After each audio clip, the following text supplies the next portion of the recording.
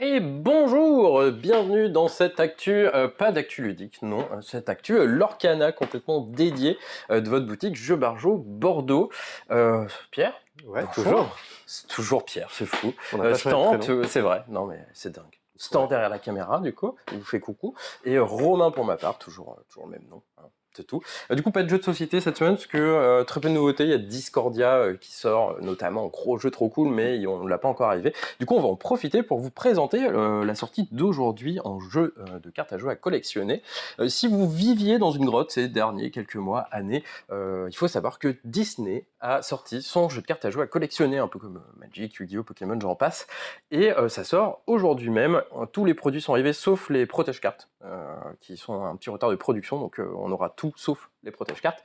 Du coup, on va vous présenter les produits et les règles. Ça a l'air pas mal. Et bien, c'est parti. On est y part. On commence par les produits, comme ça on Ouais. expliquera les règles plus tard. Alors, qu'est-ce qu'on a? On a 3 decks de démarrage qui sont ici. Ça, c'est des decks préconstruits. Du coup, vous avez juste à avoir ce deck et vous pouvez jouer directement. C'est hyper cool. Il y a 3 decks différents du coup. Dans chacun, vous avez 2 couleurs. Ça, on verra aussi après avec les On règles. parlera des couleurs après. Mais Ouais. vous voyez déjà qu'il y a des couleurs un peu sur les Un boîtes. peu dominantes. Ouais. On a des boîtes de boosters, forcément. C'est vrai, parce qu'on les a même pas mis là. Oui. Je vais y aller, continue, et je vais aller là. Du coup, dans les boîtes de boosters, vous avez des boosters. Dans les boosters, vous avez des cartes. Les cartes, elles sont ici. Vous voyez plein d'exemples. On vous a mis des raretés. Romain va vous expliquer tout ça. On a aussi un coffret cadeau. Dans le coffret cadeau, il y a encore une fois des boosters. Il y a aussi les cartes comme que vous voyez ici. On a des classeurs pour ranger vos cartes. Une fois que vous avez fait entamé votre nouvelle collection, c'est important de bien la ranger, bien la protéger. Pour aussi protéger vos cartes, on a des boîtes pour les ranger vos decks. Illustré, attention. Illustré à chaque fois. Tout est illustré. Oui, tout est illustré, clairement. Du coup, 3 modèles de deck box pour l'instant. Les protège-cartes qui arriveront plus tard, comme Romain l'a dit. On a 3 tapis. 3 tapis illustrés. Vous avez les deux là et celui qui est un peu caché avec le vieux Mickey sur son bateau. Le plus beau. Le vieux Mickey. Le plus beau. Pour les plus vieux qui se souviennent quand c'est sorti. Et le bundle, c'est ça? Et le bundle. Enfin, ils l'ont appelé un peu différemment. Ils ont appelé ça le Illuminator's Trove. C'est le seul produit en anglais. Je préfère le préciser. Tout le reste en français, mais celui-là est en anglais.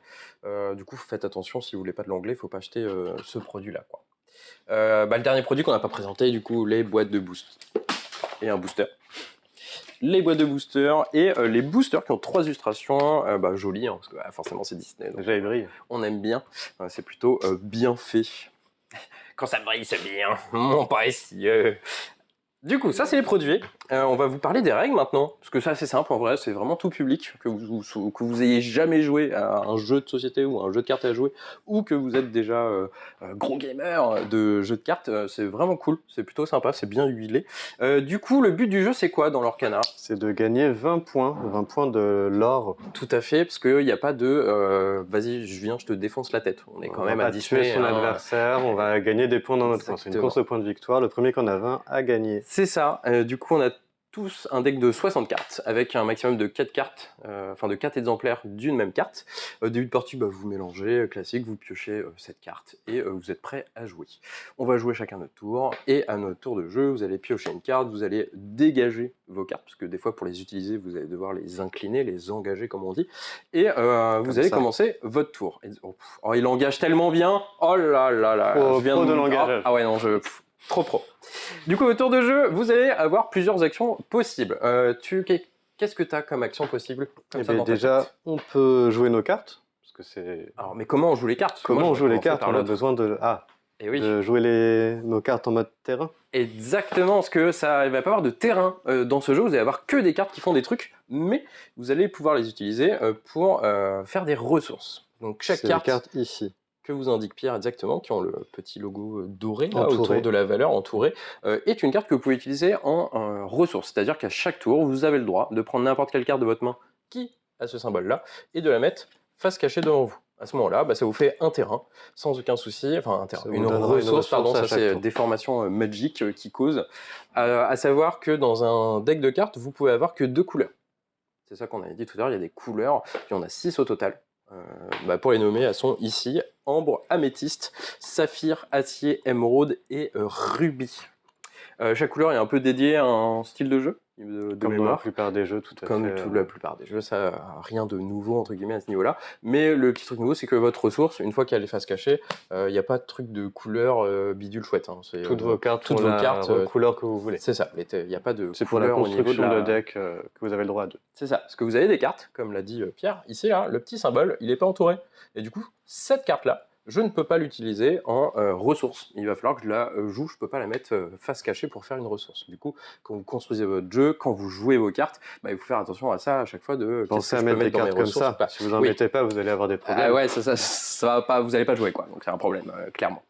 Voilà, du coup, ça c'est la première action de poser un terrain. Et après, comme tu l'as dit, jouer une carte. Comment on joue une carte? Eh bien, on va devoir la payer, parce que rien n'est gratuit dans la vie. Oh là du là, coup, en haut à gauche, toutes les cartes, vous voyez qu'elles ont un petit chiffre, c'est leur coût. Pour jouer celle-ci, il faudra 3 ressources, donc du coup 3 cartes comme ça. Vous les utilisez en les mettant comme ça. Vous les récupérez au début du prochain tour.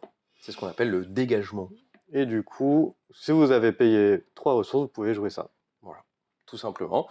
Autre action, ça va être activer une carte que vous avez déjà posée au préalable pour faire son action. Par exemple, la Zirgouflex, vous avez le petit symbole engagé, épuisé, c'est-à-dire que vous allez engager la carte comme ça et faire l'effet qui est derrière. Du coup, c'est limité à une fois par tour, parce que une fois que c'est engagé, vous ne pouvez pas la re-engager pour refaire son effet. C'est à votre prochain tour, comme Pierre le disait, que vous allez dégager toutes vos ressources, toutes vos cartes pour pouvoir les réutiliser de nouveau assez simplement. Autre action, c'est partir à l'aventure. C'est comme ça qu'on gagne. Comment on part à l'aventure? Comme ça. Du coup, sur le côté de vos cartes personnages, donc les personnages que vous reconnaissez, hein, on a Simba et Mickey en l'occurrence, ça va être les plus pratiques. Ils ont des petits symboles qui ressemblent à des flèches de loin. C'est des symboles de l'or. C'est le nombre de l'or qu'ils vont vous donner quand vous les utilisez pour partir à l'aventure. C'est ça. Du coup, Simba, il est jeune, il donne 1. Mickey, il est hyper fort, il en donne 4 d'un coup. Ouais, Mickey, il est 4 sur 20, c'est un cinquième de ce qu'il vous faut pour gagner, c'est déjà pas mal. C'est pas mal, ouais. Du coup, vous l'engagez, hop, et vous gagnez 1 point de l'or sur les 20 qu'il faut pour gagner la partie. Lui, il vous en fait gagner 4, tout simplement. Autre action, du coup, parce qu'à un moment donné, quand même, on va interagir avec l'adversaire. Ouais, malheureusement. Oh.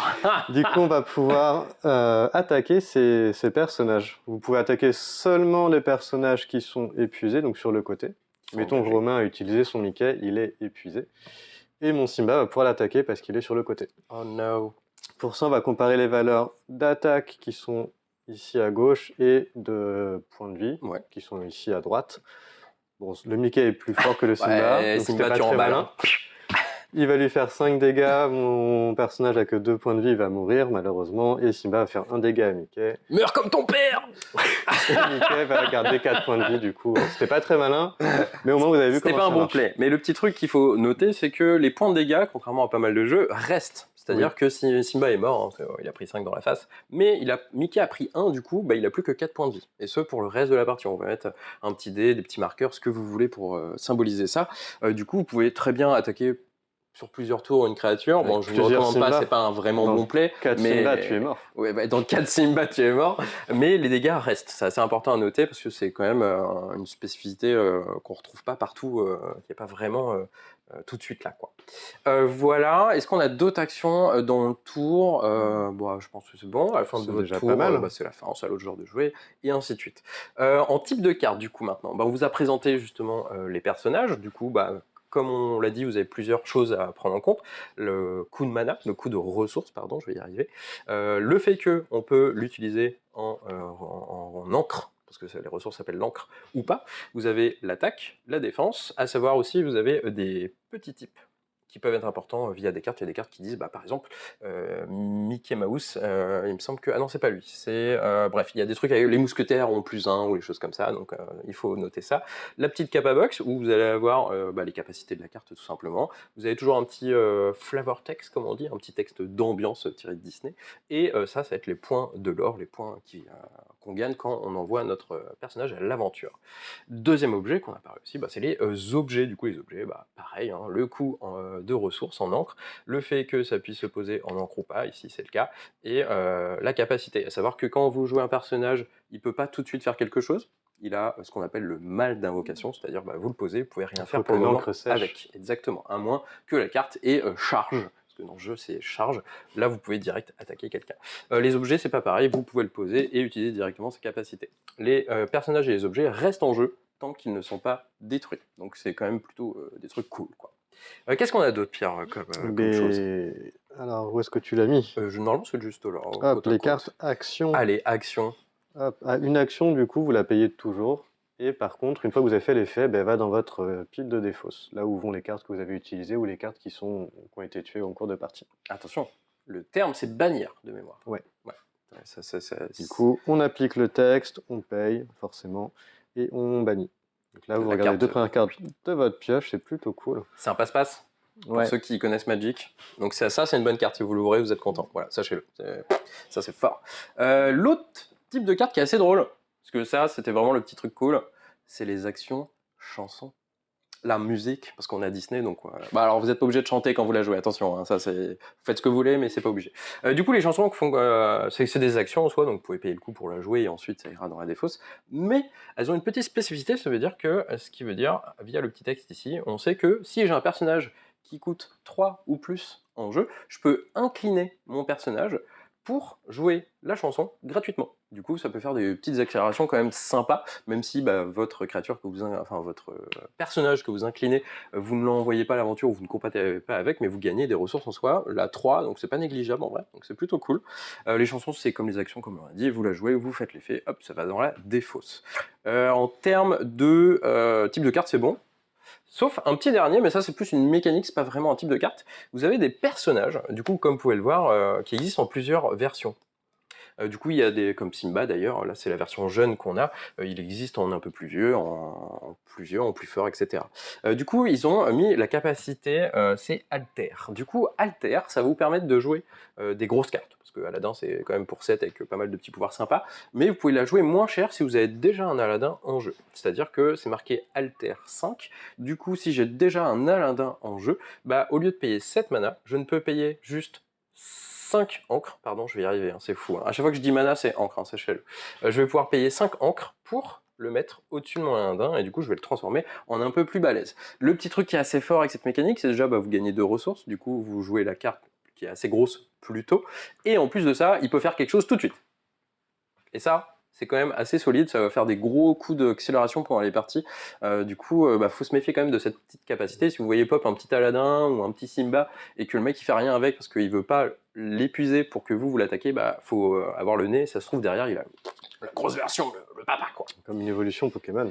Exactement. Et du coup, on va passer maintenant au dernier petit point, c'est les raretés des cartes, parce que moi j'étais assez perdu en vrai, on va l'admettre. Du coup, vous avez plusieurs types de raretés.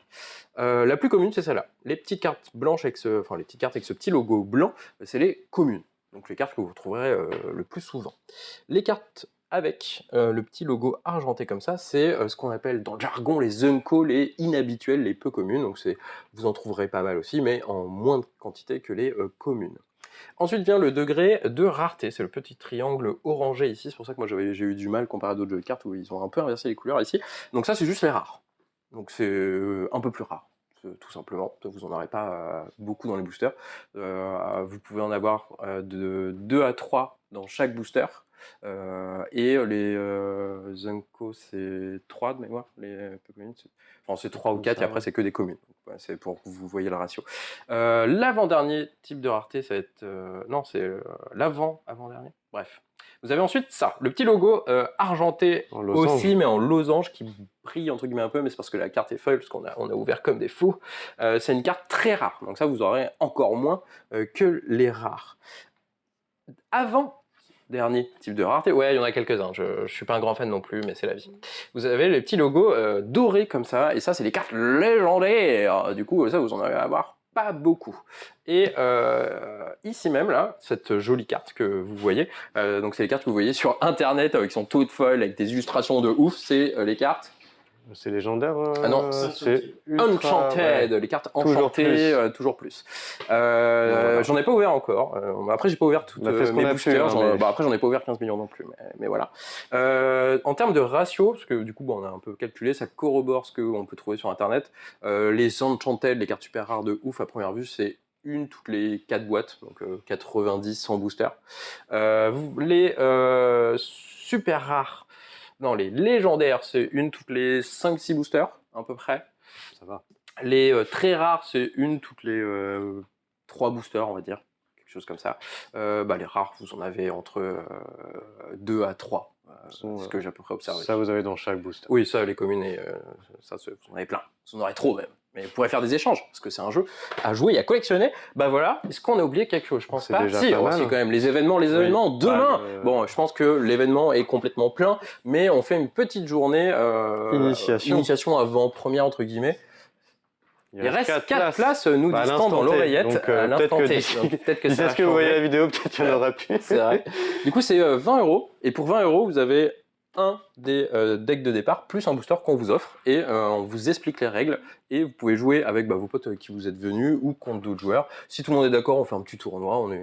C'est vraiment ouvert à tous en mode. Oui, non, bien sûr, c'est pas le Pro Tour. Non, c'est pas le Pro Tour, pas encore. Dans une semaine, on est comme ça. Il y aura la méta et tout. Bam. Voilà. Après, on fera d'autres événements. C'est tout. On en a mis 2 en septembre. De mémoire. Sur les mercredis. Sur le samedi après. Samedi après. Ok, ça marche. Bon, de toute façon. 2 en août les mercredis. Il y en a 2 les samedis sur 2 le samedi en septembre. Voilà. Donc teste les créneaux, n'hésitez pas à nous dire ce qui vous arrange le plus, ce qui vous plaît le plus. Oui, parce que la communauté c'est le 10 septembre est à créer. et celui dans 2 semaines après, donc le 24.